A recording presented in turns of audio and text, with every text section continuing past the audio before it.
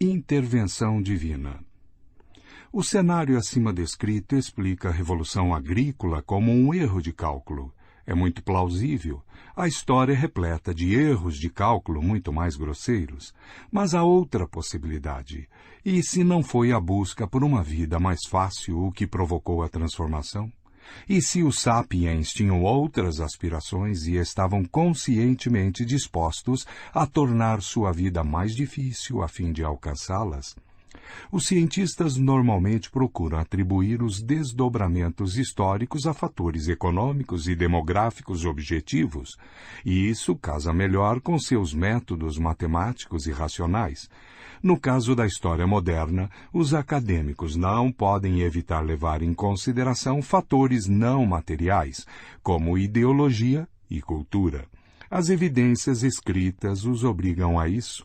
Temos documentos, cartas e memórias suficientes para provar que a Segunda Guerra Mundial não foi causada por escassez de alimentos ou pressões demográficas, mas não temos documentos da cultura natufiana. E sendo assim, ao lidar com períodos antigos, a escola materialista reina absoluta. É difícil provar que os povos pré-letrados fossem motivados por fé e não por necessidade econômica. Legenda da figura. Esquerda. As ruínas de uma estrutura monumental de Göbekli Tepe. Direita, um dos pilares de pedra decorados, com cerca de 5 metros de altura. Fim de Legenda da figura. Mas, em alguns casos raros, temos a sorte de encontrar pistas reveladoras. Em 1995, os arqueólogos começaram a escavar um sítio no sudeste da Turquia chamado Göbekli Tepe. No extrato mais antigo, eles não descobriram nenhum indício de assentamento, casas ou atividades cotidianas. No entanto, encontraram estruturas monumentais sustentadas por pilares e decoradas com gravuras espetaculares. Cada pilar de pedra pesava até 7 toneladas e chegava a 5 metros de altura. Em uma pedreira nas proximidades, encontraram um pilar semi-esculpido pesando 50 toneladas. Ao todo, descobriram mais de 10 estruturas monumentais, a maior delas com quase 30 metros de largura. Os arqueólogos estão familiarizados com estruturas monumentais desse tipo encontradas em sítios em todo o mundo. O exemplo mais conhecido é Stonehenge, na Inglaterra. Mas, ao estudarem Göbekli Tepe, descobriram um fato incrível. Stonehenge data de 2500 a.C. e foi construída por uma sociedade agrícola desenvolvida. As estruturas em Göbekli Tepe datam de cerca de 9500 a.C. e todas as evidências disponíveis indicam que foram construídas por caçadores-coletores. No início, a comunidade arqueológica considerou difícil acreditar nessas descobertas, mas uma análise após outra confirmou a data precoce das estruturas e a sociedade pré-agrícola daqueles que as construíram. As habilidades dos antigos caçadores-coletores e a complexidade de suas culturas parecem ser muito mais impressionantes do que suspeitávamos. Por quê? Uma sociedade de caçadores-coletores construiria tais estruturas. Elas não tinham nenhuma finalidade utilitária evidente, não eram abatedouros de mamutes nem lugares para se abrigar da chuva ou se esconder de leões. Isso nos deixa com a teoria de que foram construídas para algum propósito cultural misterioso que os cientistas têm dificuldade de decifrar. Qualquer que tenha sido esse propósito, os caçadores-coletores consideravam que valia todo o esforço e tempo dedicados. A única maneira de construir Göbekli Tepe era que milhares de caçadores-coletores pertencentes a diferentes tribos e bandos cooperassem por um longo período. Apenas um sistema ideológico ou religioso sofisticado poderia sustentar tais esforços. Göbekli Tepe guardava mais um segredo sensacional. Por muitos anos, os geneticistas vinham buscando as origens do trigo domesticado. As descobertas recentes indicam que pelo menos uma variante domesticada, o trigo Einkorn, se originou nas colinas de Karakadag, a cerca de 30 quilômetros de Göbekli Tepe. Isso dificilmente é uma coincidência. É provável que o Centro Cultural de Göbekli Tepe esteja, de alguma forma, conectado à domesticação inicial do trigo pela humanidade e da humanidade pelo trigo. Para alimentar as pessoas que construíram e usaram as estruturas monumentais, eram necessárias quantidades particularmente grandes de alimento. Pode ser que os caçadores-coletores tenham passado da coleta de trigo silvestre para o cultivo intensivo de trigo, não para aumentar a oferta normal de alimento, mas para sustentar a construção e a manutenção de um templo. No cenário convencional, primeiro os pioneiros fundavam um vilarejo e, quando este prosperava, construíam um templo no meio. Mas Göbekli Tepe indica que o templo pode ter sido construído primeiro e que mais tarde um vilarejo cresceu à sua volta. Vítimas da Revolução. A barganha faustiana entre humanos e grãos não foi o único pacto feito por nossa espécie. Descobriu-se outro pacto com relação ao destino de animais como ovelhas, cabras, porcos e galinhas. Os bandos nômades que caçavam ovelhas selvagens pouco a pouco alteraram a composição dos rebanhos capturados.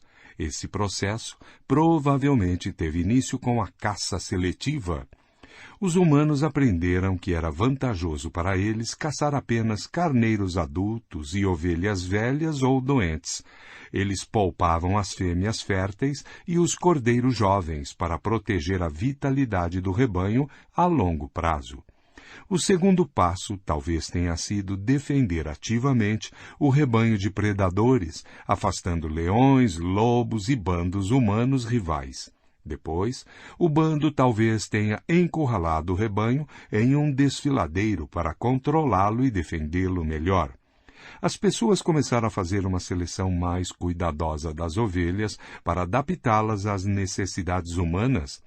Os carneiros mais agressivos, aqueles que mostravam mais resistência ao controle humano, eram abatidos primeiro, como também as fêmeas mais curiosas e mais magras. Os pastores não gostam de ovelhas cuja curiosidade as leva para longe do rebanho.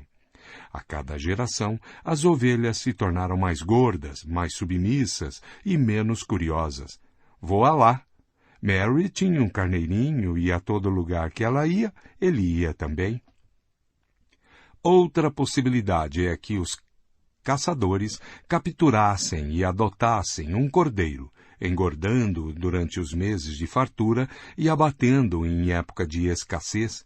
Em algum momento eles começaram a manter um número maior de tais cordeiros. Alguns deles chegavam à puberdade e começavam a procriar. Os mais agressivos e rebeldes eram abatidos primeiro. Os mais submissos e atraentes tinham a chance de viver mais tempo e procriar. O resultado foi um rebanho de ovelhas domesticadas e submissas. Tais animais domesticados, ovelhas, galinhas, jumentos e outros, forneciam comida, carne, leite, ovos, matérias-primas, pele, lã e força muscular. O transporte, o arado, a moenda e outras tarefas até então realizados por força humana foram progressivamente executados por animais. Na maioria das sociedades agrícolas, as pessoas priorizavam o cultivo de espécies vegetais. Criar animais era uma atividade secundária. Mas um novo tipo de sociedade também apareceu em alguns lugares, tendo por base primordialmente a exploração de animais. Tribos de pastores. À medida que os humanos se espalharam pelo mundo, os animais domesticados também o fizeram. Há dezenas de milhares de anos, não mais de alguns milhões de ovelhas, vacas, cabras, javalis e galinhas viviam em nichos seletos na África e na Ásia. Hoje, o mundo tem cerca de 1 bilhão de ovelhas, 1 bilhão de porcos, mais de 1 bilhão de cabeças de gado e mais de 25 bilhões de galinhas. E eles estão pelo mundo todo. As galinhas domesticadas são as aves mais disseminadas até hoje. Depois do Homo sapiens, o gado, o porco e a ovelha são, nessa ordem, os grandes mamíferos mais difundidos no mundo. De uma perspectiva estritamente evolutiva, que mede o sucesso de uma espécie pelo número de cópias de DNA, a revolução agrícola foi uma grande vantagem para galinhas, vacas, porcos e ovelhas. Vítimas da Revolução. A barganha faustina entre humanos e grãos não foi o único pacto feito por nossa espécie. Descobriu-se outro pacto com relação ao destino de animais como ovelhas, cabras, porcos e galinhas. Os bandos nômades que caçavam ovelhas selvagens pouco a pouco alteraram a composição dos rebanhos capturados. Esse processo provavelmente teve início com a caça seletiva.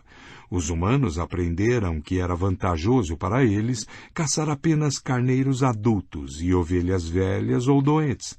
Eles poupavam as fêmeas férteis e os cordeiros jovens para proteger a vitalidade do rebanho a longo prazo. O segundo passo talvez tenha sido defender ativamente o rebanho de predadores, afastando leões, lobos e bandos humanos rivais. Depois, o bando talvez tenha encurralado o rebanho em um desfiladeiro para controlá-lo e defendê-lo melhor. As pessoas começaram a fazer uma seleção mais cuidadosa das ovelhas para adaptá-las às necessidades humanas. Os carneiros mais agressivos, aqueles que mostravam mais resistência ao controle humano, eram abatidos primeiro, como também as fêmeas mais curiosas e mais magras. Os pastores não gostam de ovelhas cuja curiosidade as leva para longe do rebanho. A cada geração, as ovelhas se tornavam mais gordas, mais submissas e menos curiosas. Voilá! Mary tinha um carneirinho e a todo lugar que ela ia, ele ia também. Outra possibilidade é que os caçadores capturassem e adotassem um cordeiro, engordando-o durante os meses de fartura e abatendo-o em época de escassez. Em algum momento, eles começaram a manter um número maior de tais cordeiros. Alguns deles chegavam à puberdade e começavam a procriar. Os mais agressivos e rebeldes eram abatidos primeiro. Os mais submissos e atraentes tinham a chance de viver mais tempo e procriar. O resultado foi um rebanho de ovelhas domesticadas e submissas.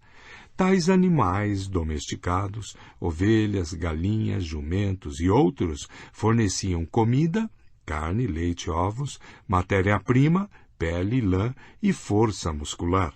O transporte, o arado, a moenda e outras tarefas até então realizados por uma força humana foram progressivamente executados por animais. Na maioria das sociedades agrícolas, as pessoas priorizavam o cultivo de espécies vegetais. Criar animais era uma atividade secundária. Mas um novo tipo de sociedade também apareceu em alguns lugares, tendo por base primordialmente a exploração de animais, tribos de pastores. À medida que os humanos se espalharam pelo mundo, os animais domesticados também o fizeram. Há dezenas de milhares de anos, não mais de alguns milhões de ovelhas, vacas, cabras, javalis e galinhas viviam em nichos seletos na África e na Ásia. Hoje o mundo tem cerca de 1 bilhão de ovelhas, 1 bilhão de porcos, mais de 1 bilhão de cabeças de gado e mais de 25 bilhões de galinhas. E eles estão pelo mundo todo. As galinhas domesticadas são as aves mais disseminadas até hoje. Depois do Homo sapiens, o gado, o porco e a ovelha são, nessa ordem, os grandes mamíferos mais difundidos no mundo. De uma perspectiva estritamente evolutiva, que mede o sucesso de uma espécie pelo número de cópias de DNA, a revolução agrícola foi uma grande vantagem para galinhas, vacas, porcos e ovelhas. Infelizmente, a perspectiva evolutiva é um parâmetro de sucesso relativo. Julga tudo segundo os critérios de sobrevivência e reprodução, sem considerar o sofrimento e a felicidade individuais. As galinhas e as vacas domesticadas podem ser uma história de sucesso evolutivo, mas também estão entre as criaturas mais miseráveis que já existiram. A domesticação de animais se baseou em uma série de práticas brutais que só se tornaram cada vez mais cruéis com o passar dos séculos. A expectativa de vida natural de galinhas selvagens é de 7 a 12 anos, e de bovinos é de 20 a 25 anos. Na natureza, a maioria das galinhas e das vacas morria muito antes disso, mas ainda tinha uma boa chance de viver por um número respeitável de anos. Já a grande maioria das galinhas e vacas domesticadas é abatida com algumas semanas ou no máximo alguns meses de vida, porque essa sempre foi a idade ideal para abatê-las, de uma perspectiva econômica. Porque continuar alimentando um galo por 3 anos, se ele já chegou a seu peso máximo depois de 3 meses? Galinhas chocadeiras, vacas leiteiras e animais de carga às vezes têm a chance de viver por muitos anos, mas o preço é a sujeição a um estilo de vida completamente alheio às suas necessidades e desejos. É razoável supor, por exemplo, que os bois preferem passar seus dias vagando por pradarias abertas, na companhia de outros bois e vacas, do que puxando carroças e arados sob o jugo de um primata com chicote. A fim de transformar bois, cavalos, jumentos e camelos em animais de carga obedientes, seus instintos naturais e laços sociais tiveram de ser destruídos, sua agressão e sexualidade contidas e sua liberdade de movimento restringida. Os criadores desenvolveram técnicas como trancar animais em jaulas e currais, contê-los com rédeas e arreios, treiná-los com chicotes e aguilhadas e mutilá-los. O processo de domesticar quase sempre envolve a castração dos machos.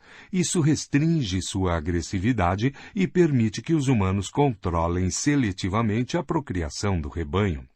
Em muitas sociedades da Nova Guiné, a riqueza de uma pessoa é tradicionalmente determinada pelo número de porcos que ela possui. Para garantir que os porcos não fujam, os criadores no norte da Nova Guiné cortam um pedaço do focinho do animal. Isso causa dor intensa sempre que o porco tenta cheirar. Como os porcos não conseguem encontrar comida ou mesmo se orientar no espaço sem cheirar, essa mutilação os torna completamente dependentes de seus proprietários humanos. Em outra região da Nova Guiné, é costume arrancar os olhos dos porcos para que eles não possam nem mesmo ver para onde estão indo. Legenda da figura. Pintura de um túmulo egípcio por volta de 1200 a.C. Um par de bois arando um campo. Na natureza, o gado perambulava livremente em bandos com uma estrutura social complexa. Os bois castrados e domesticados desperdiçavam a vida sob chicotadas e num curral apertado, trabalhando sozinhos ou em pares, de uma maneira que não satisfazia suas necessidades físicas, emocionais ou sociais. Quando um boi já não era capaz de puxar o arado, era abatido. Observe a postura arqueada do agricultor egípcio que, como o boi, passava a vida realizando trabalho duro e opressivo para seu corpo, sua mente e suas relações sociais. Fim de legenda da figura. A indústria de laticínios tem suas próprias maneiras de forçar os animais a fazerem sua vontade. Vacas, cabras e ovelhas produzem leite só depois de parir bezerros, cabritos e cordeiros, e apenas enquanto seus filhotes mamam. Para ter uma oferta contínua de leite animal, um fazendeiro precisa ter bezerros, cabritos ou cordeiros para amamentar, mas deve impedi-los de monopolizar o leite. Um método comum ao longo da história foi simplesmente abater os filhotes logo após o nascimento, extrair todo o leite da mãe e então fazer que ela fique prenha novamente. Essa é, ainda hoje, uma técnica muito usual. Em várias fazendas de laticínios modernas, uma vaca leiteira vive cerca de 5 anos antes de ser abatida.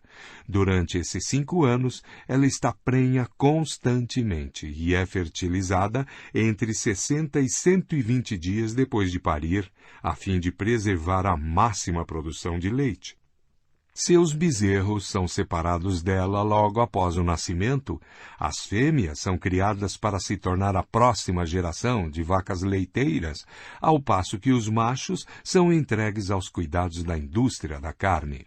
Outro método é manter os bezerros e os cabritos perto da mãe, mas evitar por meio de vários estratagemas que eles suguem muito leite. A maneira mais simples de fazer isso é permitir que o filhote comece a mamar, mas afastá-lo assim que o leite começa a fluir. Esse método geralmente encontra resistência do filhote e da mãe. Algumas tribos de pastores costumam matar o filhote, comer sua carne e empalhá-lo. O filhote empalhado era então presenteado à mãe para que sua presença encorajasse a produção de leite. A tribo de Nueris, no Sudão, chegava ao ponto de espalhar urina da mãe nos animais empalhados, para que tivessem um odor vivo e familiar. Outra técnica dos Nueris era atar uma coroa de espinhos ao redor da boca do bezerro, para que ele furasse a mãe e fizesse com que ela resistisse à amamentação. Os tuaregues, povo criador de camelos no deserto do Saara, costumavam perfurar ou cortar partes do focinho e do lábio superior de filhotes de camelo para tornar a alimentação dolorosa, evitando assim que consumissem muito leite. Nem todas as sociedades agrícolas foram tão cruéis com seus animais. A vida de alguns animais domesticados podia ser muito boa. Ovelhas criadas para lã, cachorros e gatos de estimação, cavalos de guerra e cavalos de corrida, muitas vezes, desfrutavam de condições confortáveis. O imperador romano Calígula supostamente planejou nomear seu cavalo favorito, Incitatus, ao posto de cônsul. Pastores e agricultores, ao longo da história, mostraram afeição por seus animais e cuidaram muito bem deles, assim como muitos senhores sentiram afeição e preocupação por seus escravos. Não foi nenhum acaso reis e profetas se apresentarem como pastores e compararem o modo como eles e seus deuses cuidavam de seu povo, com o cuidado de um pastor com seu rebanho. Mas, do ponto de vista do rebanho, e não do pastor, é difícil evitar a impressão de que, para a grande maioria dos animais domesticados, a revolução agrícola foi uma catástrofe terrível. Seu sucesso evolutivo não significa nada. Um raro rinoceronte selvagem à beira da extinção provavelmente é mais feliz do que um boi que passa sua breve vida dentro de uma jaula minúscula, alimentado para produzir carnes suculentas. O rinoceronte não é menos contente por estar os últimos de sua espécie. O sucesso numérico da espécie bovina é pouco consolo para o sofrimento que o indivíduo padece. Essa discrepância entre sucesso evolutivo e sofrimento individual é, talvez, a lição mais importante que podemos tirar da Revolução Agrícola. Quando estudamos a história de plantas como trigo e milho, talvez a perspectiva puramente evolutiva faça sentido, mas no caso de animais como bois, ovelhas e sapiens, cada um com um mundo complexo de sensações e emoções, temos de considerar em que medida o sucesso evolutivo se traduz em experiência individual. Nos capítulos seguintes, veremos mais uma vez como um aumento drástico no poder coletivo e o visível sucesso de nossa espécie andaram de mãos dadas com muito sofrimento individual. Legenda da figura. Um bezerro em uma fazenda industrial. Imediatamente após o nascimento, o bezerro é separado da mãe e trancado em uma jaula minúscula, não muito maior do que seu próprio corpo. Lá o bezerro passa o resto da vida, em média cerca de 4 meses. Nunca sai da jaula, nem pode brincar com outros bezerros ou mesmo caminhar, de modo que seus músculos não se desenvolvem. Músculos fracos significam uma carne macia e suculenta. A primeira vez que o bezerro tem uma chance de caminhar, esticar os músculos e tocar outros bezerros é a caminho do matadouro. Em termos evolutivos, o boi representa uma espécie de animal mais prósperas que já existiram. Ao mesmo tempo, está entre os animais mais sofridos do planeta. Fim de legenda da figura.